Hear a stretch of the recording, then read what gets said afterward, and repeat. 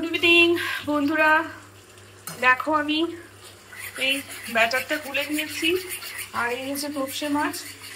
তোপসে মাছগুলো ডুবে ডুবে ভাজছি। এই যে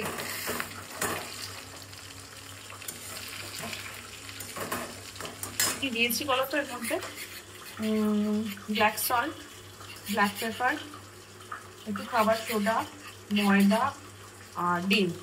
ঠিক আছে, দিয়ে ব্যাটারটা গুলে নিয়েছি। আর প্রচুর তেল টানে এগুলো, এই জন্য টিস্যু পেপার নিয়ে নিয়েছি। টিস্যু পেপার দিয়ে ডুবিয়ে ডুবিয়ে ভাজতে হবে। চলো, মনে হয় হয়ে গেছে। এগুলো তুলে দিই। দেখো কটা ফ্রাই ভাজা হয়েছে, আর কটা ভাজতে দিয়েছি। তোপসে মাছের ফ্রাই চলছে হওয়া। এবার আমরা খাবো।